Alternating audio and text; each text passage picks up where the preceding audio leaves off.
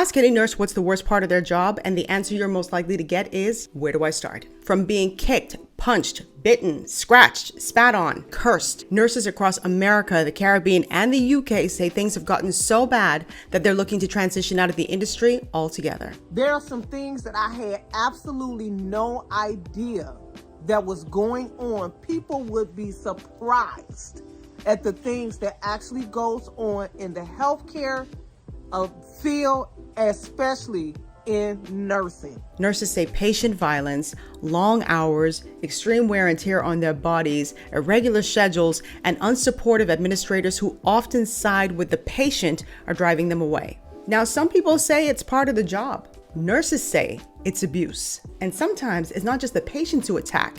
Sometimes it's the family members who attack the nurses and other staff. I want to welcome to my channel. My name is Rogan, and this is This Bahamian Gyal. On my platform, I do social commentary and reaction videos. I encourage my audience to have conversaciones privadas en público. I wanted to do this video for a very long time, and I'll tell you what really led to it. I had done a video on teachers who were quitting the profession. I think that was last year. And I read my comments. I don't get to see all of them, but I do try to read through as many as I can. And it was like, there are people inside of the comment section who were nurses who were like, everything that this girl is talking about, meaning me, about the teachers is what we're dealing with inside of nursing. And it was just like, go through the comments yourself. It was like so many comments from nurses. I was like, that's a story, because they're definitely dealing with this as well. I used to think a lot of nurses were happy, and I thought it was like any other profession where, yes, you're going to have people who are exhausted and they just don't want to do the job anymore. They want a career change. But the more I started talking with people, because I have nurses in my family, I have friends who are nurses, but the more I started talking to them, I realized just how crazy it is. Things are so bad in the Caribbean, for example, that nurses are leaving to take up jobs in the US, the UK, and Canada. According to the Pan American Health Organization, the Americas needs between 600,000 and 2 million more healthcare professionals to address its needs. And according to recent estimates, Latin America and the Caribbean have around 44.3 nursing professionals per 10,000 inhabitants. Now, according to the latest data, and this is from the 2021 to 2022 statistics, and this is coming from the U.S. Bureau of Labor Statistics, healthcare workers and social service workers experience the highest rates of injuries caused by workplace violence, and they're also 5 times as likely to be injured at work overall compared to all other workers. So we often talk about what's happening here in the United States, but we don't really venture out to talk about what's happening in, say, like the UK and Canada, because Canada is no different, for example. And according to the Financial Post over there in Canada, Canada's healthcare system is struggling to retain young workers.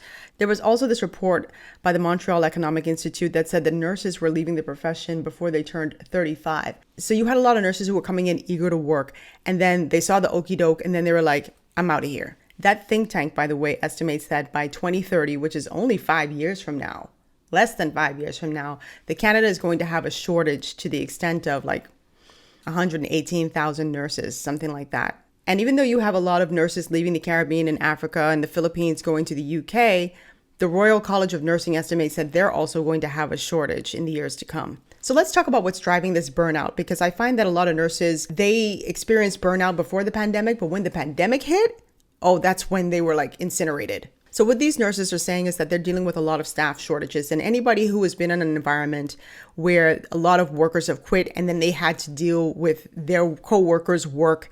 And sometimes the job is like, well, it's being handled by the few people we have here, so we won't go rush out to find someone. So now you have a few nurses being inundated with the work of many other nurses who have left the profession. So that's contributing to the burnout. A lot of people just have left, and then the people who are remaining have to deal with or carry their workload. A lot of these nurses are also dealing with low pay. And I don't work in a hospital facility. I've never worked there. But I always thought like nurses were well taken care of financially, because they're doing like a yeoman's job. It's so hard dealing with sick patients. You're putting yourself at risk. And I never understood how teachers and nurses and, police officers and anybody who's putting their life at risk, or anybody who is doing crazy hours, or anybody who is like burnt out on the job, how they're not being paid amongst like the best in society. But a lot of nurses talk about not having good salaries. And I want to read something that I spoke to one on condition of anonymity. This is what she said. She said, quote, People think nursing and nurses are top tier. We are struggling financially.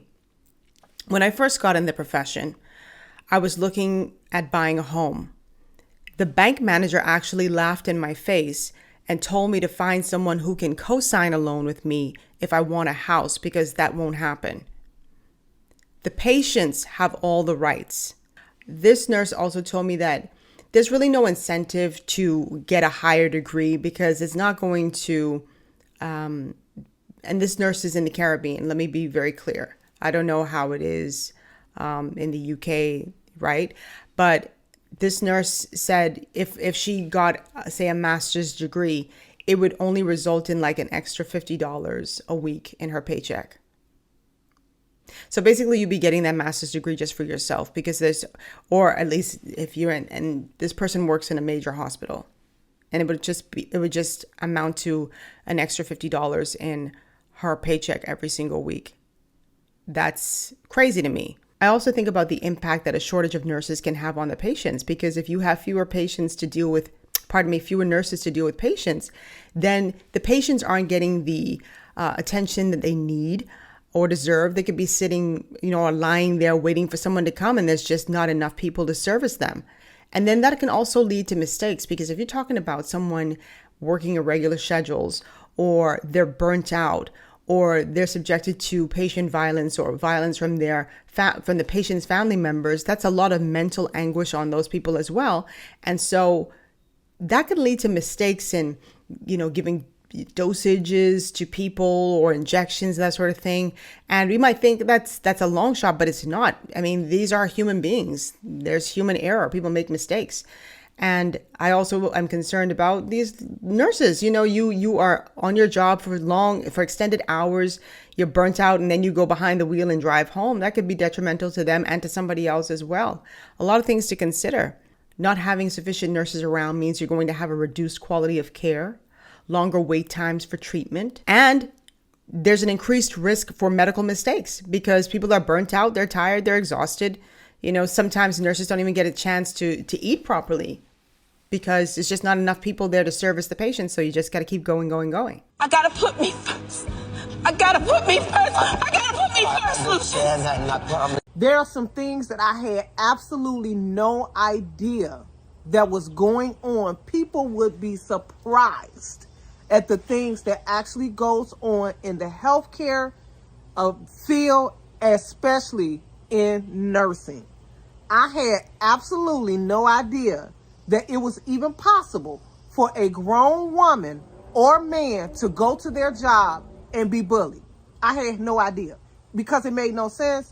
It makes no sense, and it would never make any sense that a grown person could actually go to their job and be bullied. It's happening. It really happens. People are being bullied. Look at the bottom of this assignment sheet. Notice anything? The best way to appreciate your job is to imagine yourself without one. Kind of seems like a threat to me, right? So you don't speak out against the really unsafe assignment.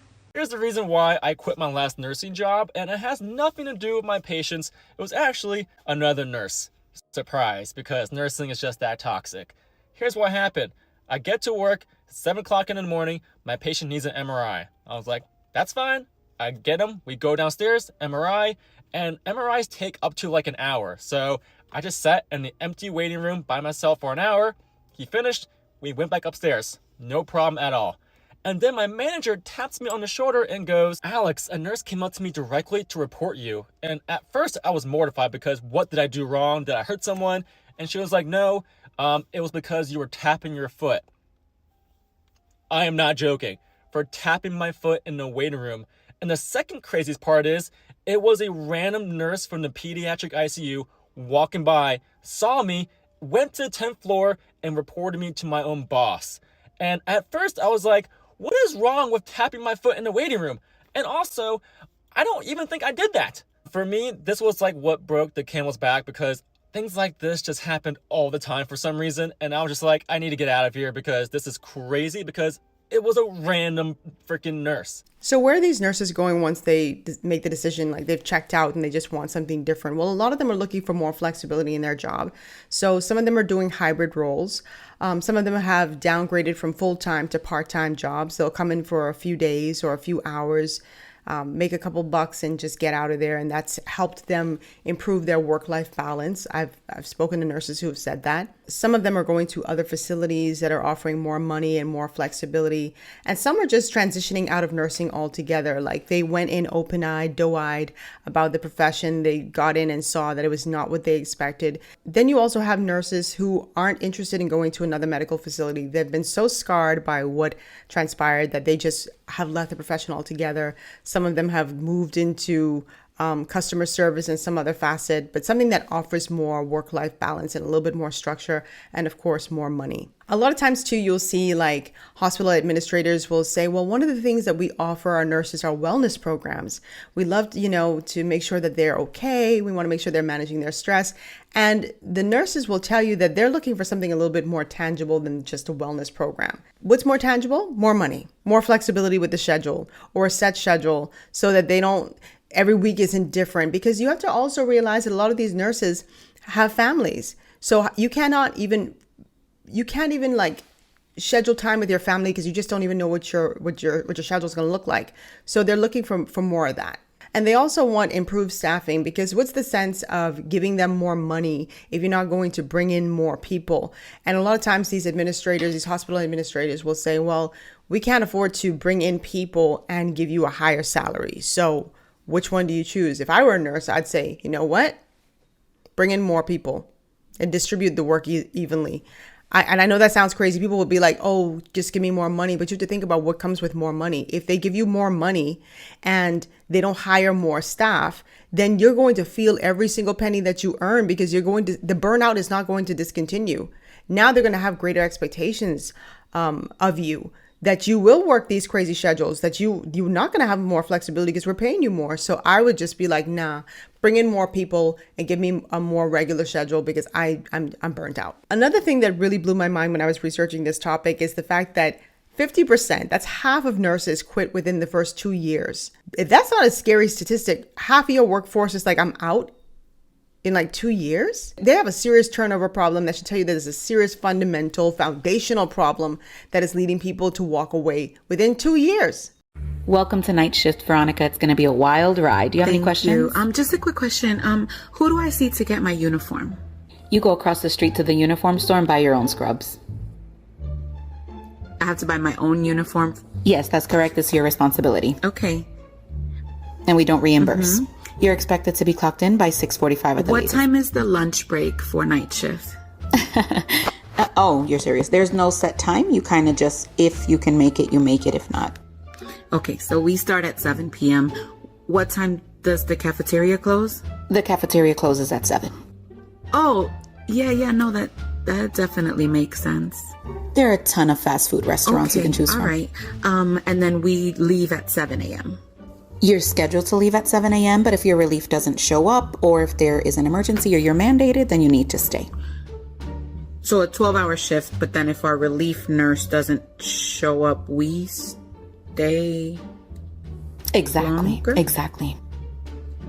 And then I come back for my shift that night. Exactly. You got it. All right. And then do we get like the 2 15-minute breaks in case we got to use the bathroom? We recommend you wear a diaper. You may not get a chance to use the bathroom throughout your shift, just like you may not get your lunch break.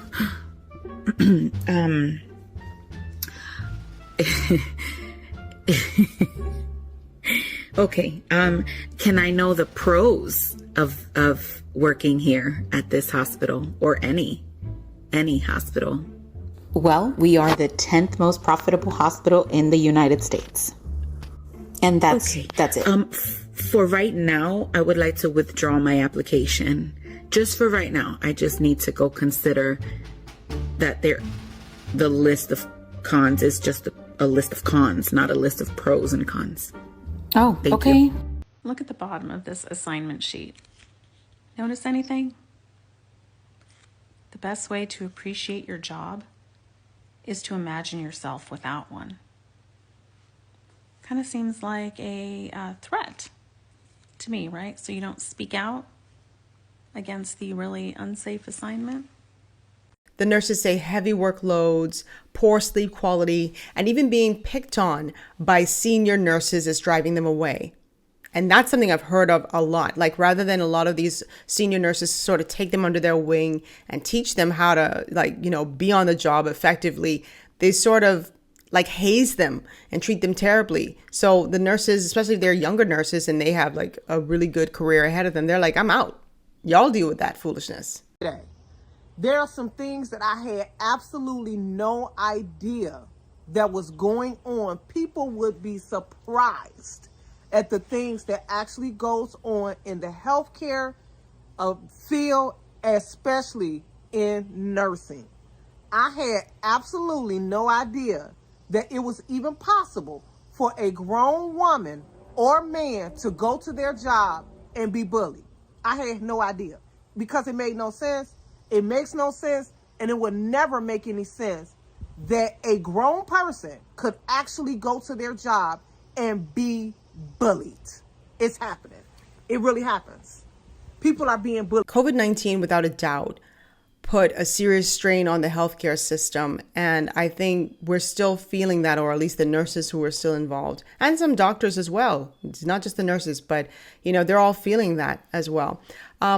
Let's talk about the violence, because I don't think that gets enough attention. And, again, there are some people who are like, well, you chose this profession. You chose to be a nurse, so this is what comes along with it. And that shouldn't come along with it. Everybody should have an expectation that if they're on their job, that they're going to be safe. You cannot just go and pop off inside of an airport, although some people do, but there are serious consequences for it. And nurses report being abused by their patients.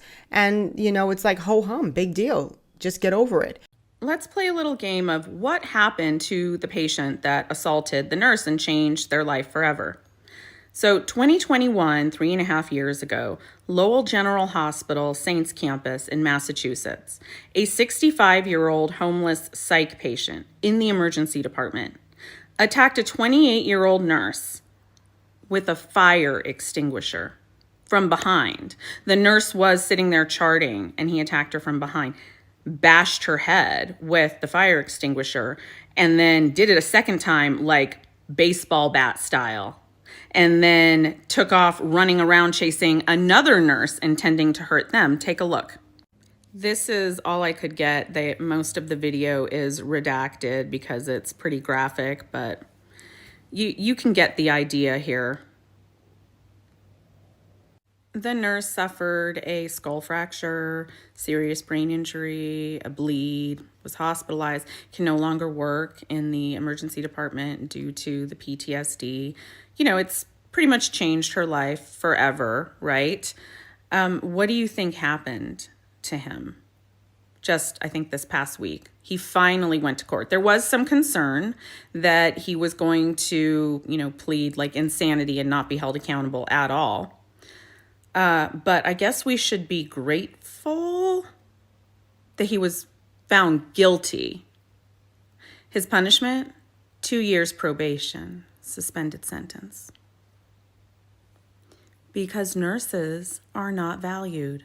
Our lives are deemed worthless to anyone and everyone that has any impact and ability to make any decisions and change, right? So I want to hear from my nurses, and not just American nurses, nurses from the Caribbean. If you're watching this, please drop a comment. I want to hear. I think it's good too to hear what each nurse from different jurisdictions are going through. If you're in the UK, please drop your comments down below. If you are from a country in Africa, please drop your comments down below. And also just, share your success stories. If you have any, share your horror stories. What's the worst thing that you've dealt with?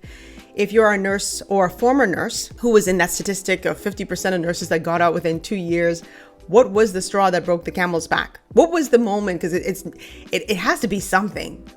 Like, was there like one thing, or was it just like a number of things? But what was it that really just got you out of there, like tendering your resignation? So drop your comments down below. If you prefer to leave a voicemail for me, which would be great, and I could always put that inside of another video, please go to my blog, ThisBahamianGyal.com, and you'll see leave a voicemail box on the right-hand side of the screen. It's on the bottom if you are on a smartphone. Leave your message up to 90 seconds. I'd love to hear what you have to say. Follow me on my blog and also follow me on Instagram at ThisBahamianGyal. I cannot wait to hear from you guys. I love hearing from you all. So I'll see you all in my next video. Don't forget to subscribe to this channel. Leave it a big thumbs up. Big thumbs up. I love you guys. I'll see you next time. Take care. I've got to get out of here. I'm so sick of these helicopters.